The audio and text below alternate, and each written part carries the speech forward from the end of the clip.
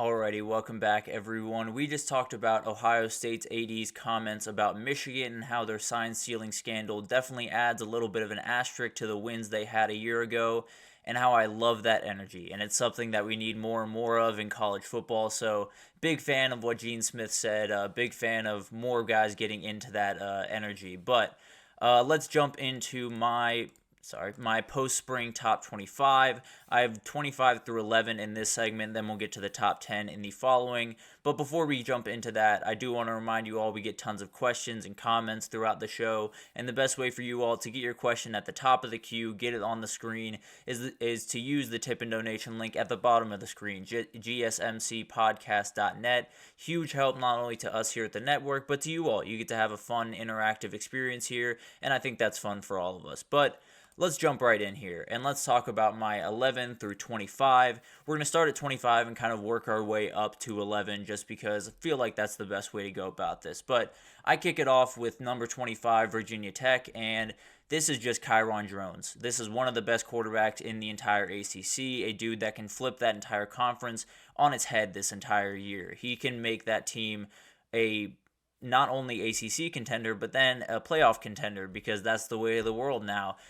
It's very likely that they walk into that Week 5 matchup against Miami undefeated, and Miami could as well if they can knock off a team like Florida at the beginning of the year. So all of this stuff is setting up for Virginia Tech to be in a position where if you're walking out of Week 5 undefeated, that team gets really interesting. They're number one returning in production in the entire country. They barely beat out Washington for this list. That was one of the teams I was fighting between. I just did it because of the quarterback stability there, where Washington's still kind of fighting a battle, which we'll actually get to a little bit later in the show. But NC State's right above them, so a little bit of run on some ACC teams here, and Grayson McCall coming in and having the receivers he's going to throw to, and Noah Rogers, Kevin Concepcion, Justin Jolie at the tight end position.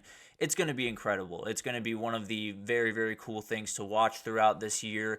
Definitely need some playmakers to emerge on the defensive side of the ball, especially with Cam Riley, that very talented linebacker finding his way to FSU. So you're definitely going to need some guys to step up, but there's tons of talent on this team, and I expect them to be one of the most potent offenses in the entire ACC.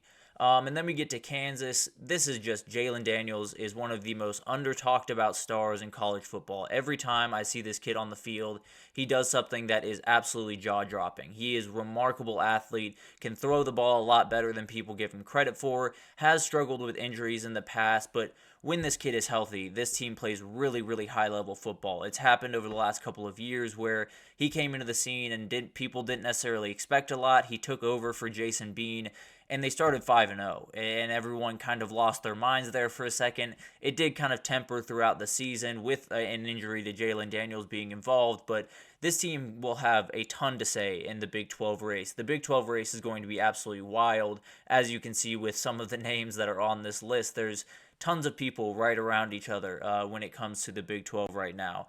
And then you have SMU out of the ACC, a new ACC team.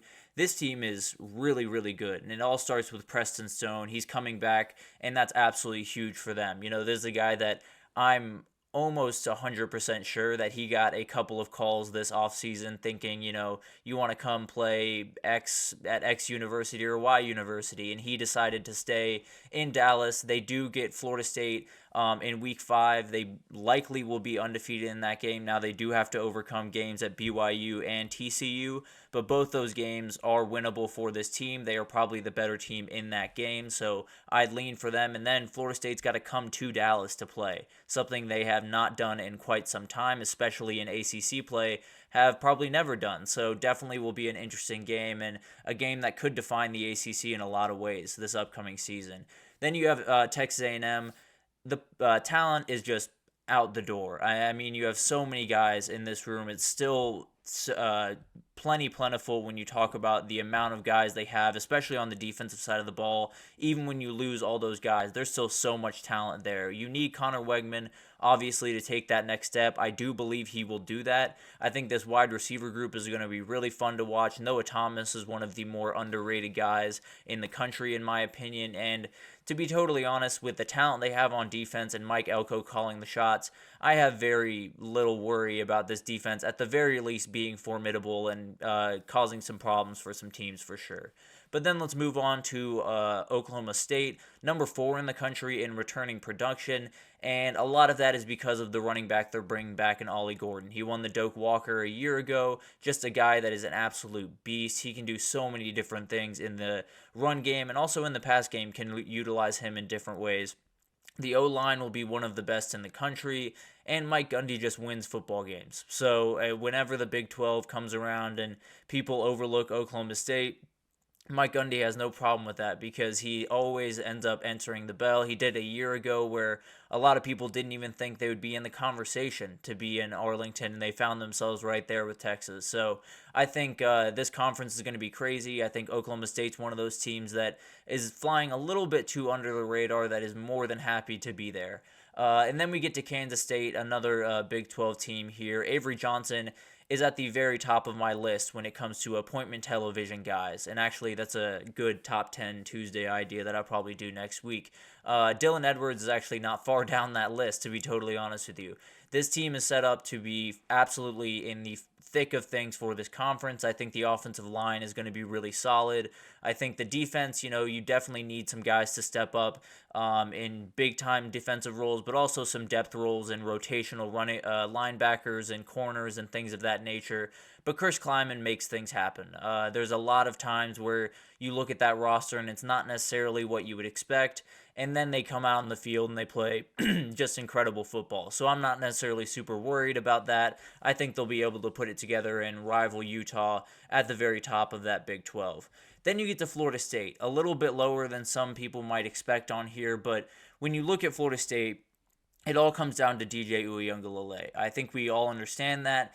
But the reality is, DJ hasn't necessarily put together a season that makes you feel over the moon confident if you're a Florida State fan. Now, I think the ability is fantastic. We've seen it in spurts throughout his college career, but it's never been a consistent thing. And if you're going to compete for the ACC, especially in a year where there's, 5 different teams that are right below you or right above you, in Clemson's case, that are ready to kind of take that throne, it's going to be tough.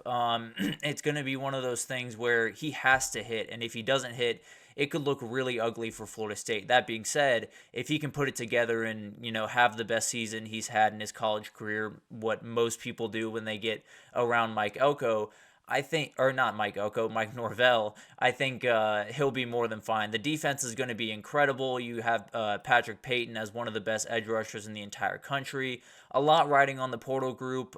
They should be able to put it together, but I do have my questions about DJ Uiagalelei's ability to lead this team to where they want to go, which is an ACC title and a playoff.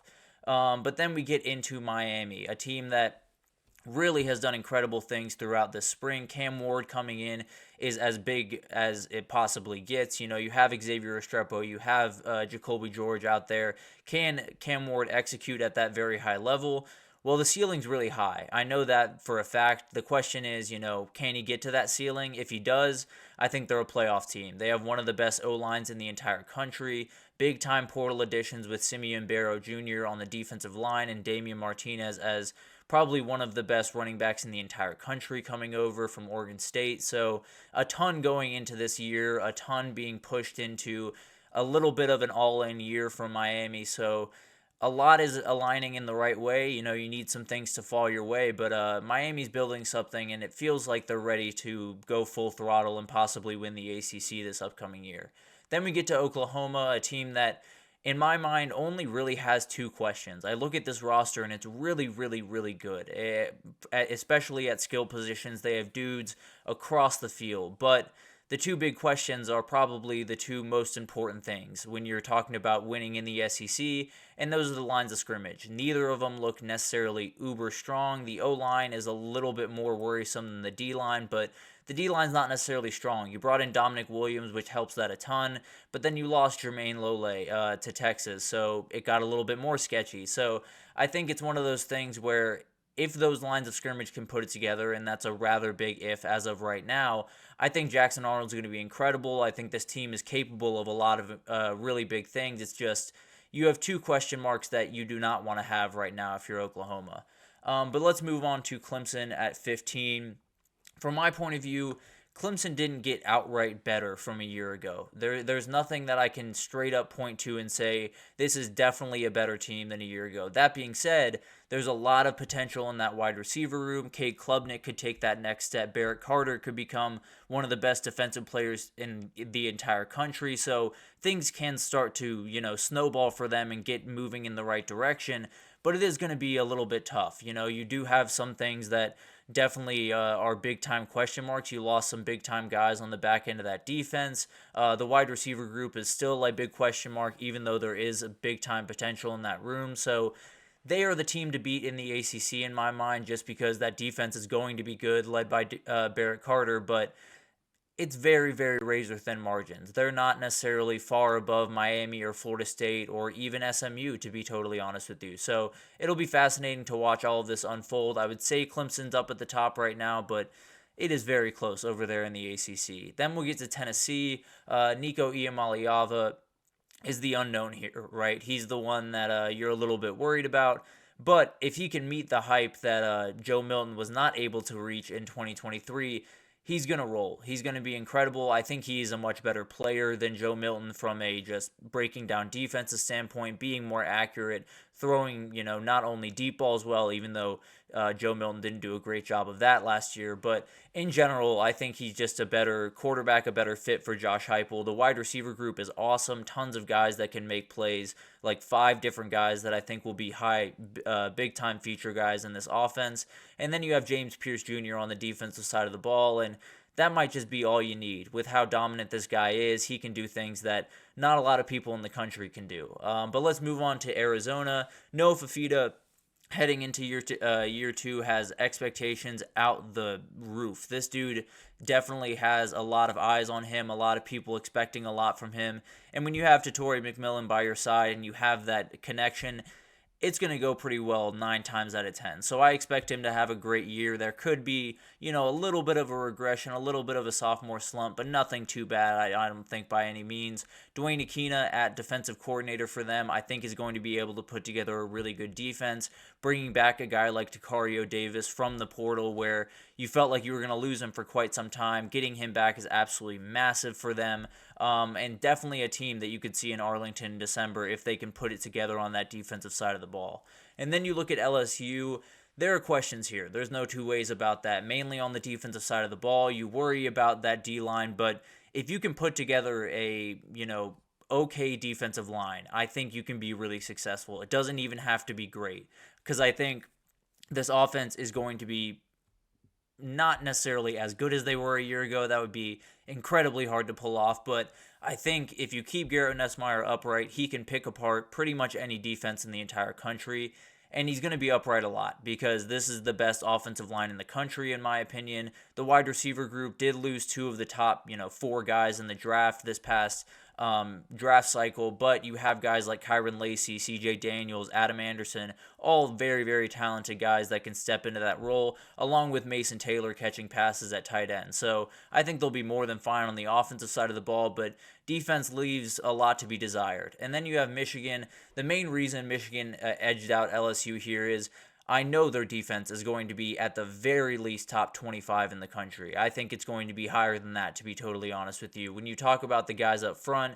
Kenneth Grant and Mason Graham, it is an embarrassment of riches. It reminds me a lot of that duo they had over there at Texas last year, Tavondre Sweat and Byron Murphy, where these guys are going to make it tough on every single team. And, some other things could be wrong with this team, whether it's, with Texas, it was the back end defense and losing guys over top. Maybe for Michigan, it's something like, tackling and doing things of that nature, or maybe getting to the quarterback in pass rush. Whatever that looks like, these guys are going to make that look a lot nicer and a lot more clean because they're going to disrupt pretty much every single play. You add Will Johnson on the back end, and this defense is going to be really, really good. I have no doubts about that. Alex Orji coming in at quarterback is the big question, but I think that run game is going to be elite. I think the baseline is just really, really solid over there at Michigan, so I don't necessarily see them bottoming out too much. They definitely, will take a step back from a year ago, but I don't necessarily see them being, an 8-4, 7-5 team. I see them more as 9-3,